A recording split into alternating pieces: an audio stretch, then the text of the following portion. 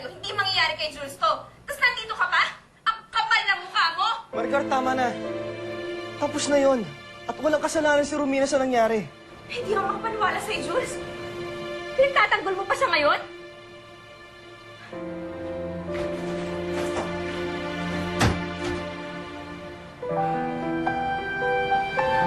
Pasensya ka na kay Maricar, ha? Anong umiyak ko? Hindi ko alam ang gagawin ko, Jules, pag may nangyari masama sa'yo. Basta lagi kitang kasama. Walang mangyayari masama sa akin.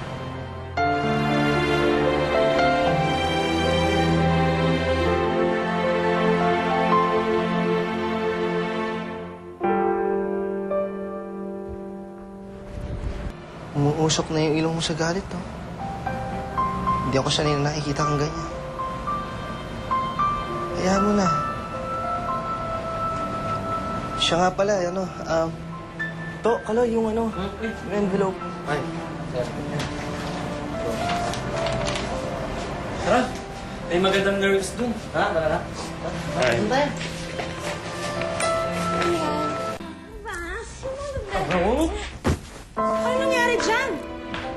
Ha? Saan naman galing to? Ayun, hindi kinaya yung mga sunog baga dyan sa kanto. Nagsusulo kasi. Kumuha nga kayo ng bimpo at saka tubig, dali.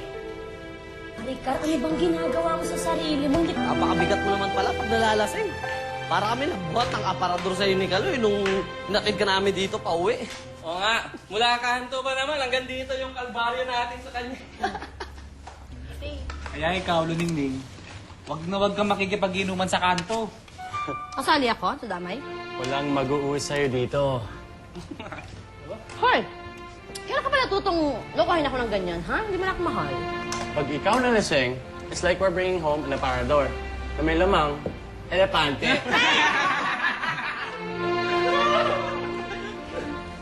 Excuse me. Romina! Sandali. Sandali. Hindi ko alam, nadadalaw ka. Ayaw mo ba? Hindi, ano, nahiya kasi ako, madumi ang bahay. Guys, si Romina. Ano, kumain ka na? Oo, kumain na ako. At saka, iyandihan kita ng prutas. Uy, salamat, ha. Sarap to, ha. Oh, ito, may keso pa tayo. Ayan. Anong ginagawa mo rito? Tita, gusto ko po sana mag-apologize sa ginawa ni Papa kay Jules. Kasalanan ko po ang nangyari, kaya po nangyari yun sa kanya. Alam ko na yun. Kaya pwede ka na umalis. Ma, bisita ko si Romina. Gusto ko po sana makasama si Jules. Alam mo, klaro na sa akin ang lahat.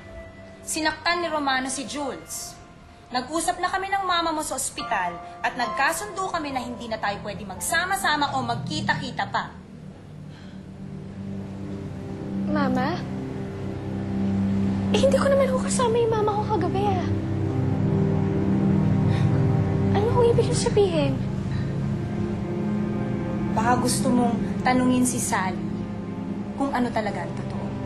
Ma, ano naman ba to? Hindi ko alam kung ano sinasabi mo. Dahil ayaw nilang ipakita sa'yo kung ano talaga ang katotohanan sa pagkatao mo.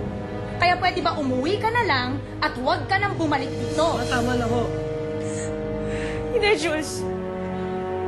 Gusto kong malaman. Bakit hindi na pa ako diretsuhin?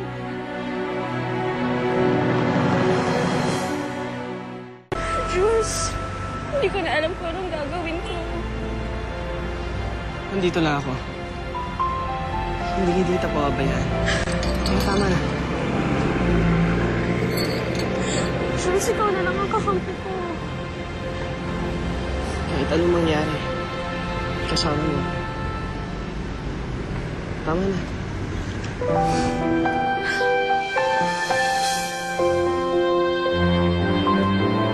Anong balakid ang naghihintay sa pag-iibigang Jules at Romina ngayong nakita na sila ni Maricar?